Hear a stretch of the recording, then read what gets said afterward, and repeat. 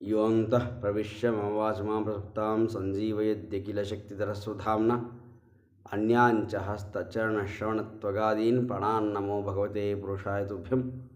बुद्धिर्बलं यशोधैर्यं निर्भयत्वमरोगतम् अजाढ्यं वाक्पटुत्वं च हनुमत्स्मरणात् भवेत्। శ్రీగురుభ్యో నమః. హరి ఓం.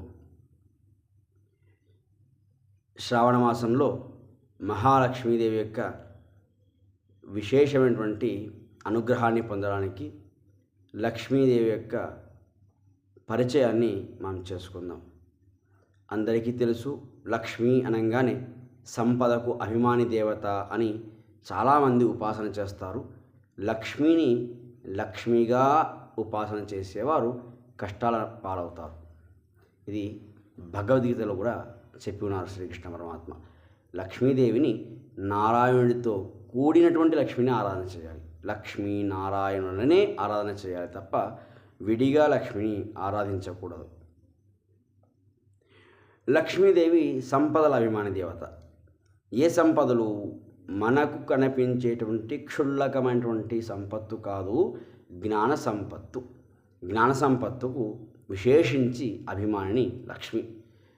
అష్టలక్ష్ములుగా మనకు ఆ లక్ష్మి దర్శనమిస్తూ ఉంటుంది. మనం చూస్తూ ఉంటాం సంతాన లక్ష్మి, ధనలక్ష్మి, ధనలక్ష్మి. ఇలా మనం ఆ లక్ష్మిని ఆరాధన చేస్తూ ఉంటాం. కానీ లక్ష్మిని నారాయణుడితో కలిపి ఆరాధించాలి. ఈ లక్ష్మీదేవి సాగర మథనంలో, అమృత మథనంలో ఉద్భవించినటువంటి రూపం. వరుణుడు తన పుత్రికగా మార్చుకొని లక్ష్మికి స్వయంవరాన్ని ప్రకటించాడు. దేవతావృందాన్నంతా కూర్చోపెట్టి లక్ష్మికి స్వయంవరం ఏర్పాటు చేస్తే లక్ష్మి అందరి దేవతలను చూస్తూ వెళ్తుందట.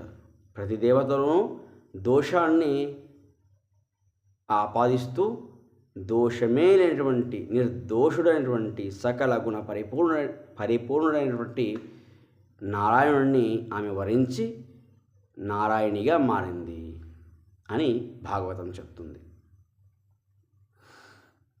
భగవంతుడు ఎక్కడ అవతరించిన నిత్యావియోగినటువంటి ఆ లక్ష్మి ఆ భగవంతునితోనే భువికి వస్తుంది. మనకు తెలుసు, సీత రాముడు విష్ణు అయితే సీత లక్ష్మి. కృష్ణావతారంలో అష్టమహిషులలో సాక్షాత్ లక్ష్మీ రుక్మిణి, సత్యభామలో లక్ష్మీదేవి యొక్క సాన్నిధ్యం ఉంది. అలాగే మిగిలిన షణ్మహిషులలో కూడా లక్ష్మీదేవి యొక్క సాన్నిధ్యం ఉంది. భగవంతుణ్ణి అందుకోవాలి అని ఏ స్త్రీ వాంఛించినా ఆ స్త్రీలో లక్ష్మీ అంశ లేకపోతే భగవంతుడు స్పృశించడు. ఆ లక్ష్మీదేవిని కూడా ఉపేక్షించి తాను స్వరమణుడుగా ఖ్యాతిని పొందాడు. అలాంటి భగవంతుని యొక్క అనుగ్రహ బలము చేత లక్ష్మి తన అన్ని కార్యాలను నిర్వర్తిస్తుంది. ఈ సమస్త విశ్వాన్ని నిర్మించగలదు, పాలించగలదు, నాశనం చేయగలదు. సమస్త విశ్వానికి జ్ఞానభక్తి వైరాగ్యాలను ఇవ్వగలదు కేవలం భగవంతుడైన నారాయణుని అనుగ్రహం చేత. ఆమె తలుచుకుంటే బ్రహ్మ రుద్రాదులను కూడా మార్చివేయగలదు, అంటే వాళ్ళను సంహరించగలదు. యోగ్యులను తెచ్చి ఆ బ్రహ్మ రుద్ర పదవులలో నియమించగలదు. ఇదంతా కూడా భగవంతుడైనటువంటి నారాయణుని అనుగ్రహ బలం చేత. కాబట్టి ఆ లక్ష్మీనారాయణుల యొక్క పరిపూర్ణమైనటువంటి అనుగ్రహం మన మీద ఉన్నప్పుడు లక్ష్మి మనను వరిస్తుంది.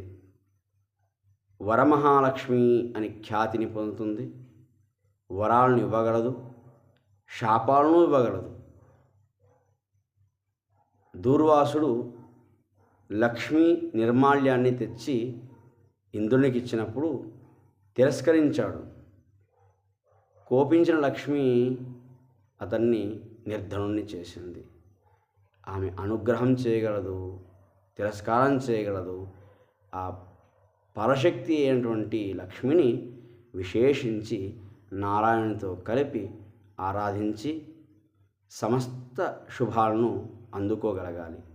మానవుల వాంఛ అంతా కూడా ధనం మీద ఉంటుంది, కానీ ధనము కంటే ప్రధానమైనది జ్ఞాన సంపత్తు. కాబట్టి జ్ఞానాన్ని, భక్తిని, వైరాగ్యాన్ని ఇచ్చి కాపాడమని వేడుకుంటూ, మనము బ్రతికి ఇతరులకు పెట్టగలిగే శక్తి మనకు రావాలి, భగవంతుని ఆరాధన చేయగలగాలి. కాబట్టి దానికి ఎంత ధనం అవసరమో అంత ధనాన్ని ఆ లక్ష్మి మనకు అనుగ్రహించాలి, ధన మదాన్ని తొలగించాలి అని ప్రార్థన చేస్తూ శ్రీ మహాలక్ష్మికి శిరస అభివందనం చేయాలి. శ్రీకృష్ణార్పణమస్తు.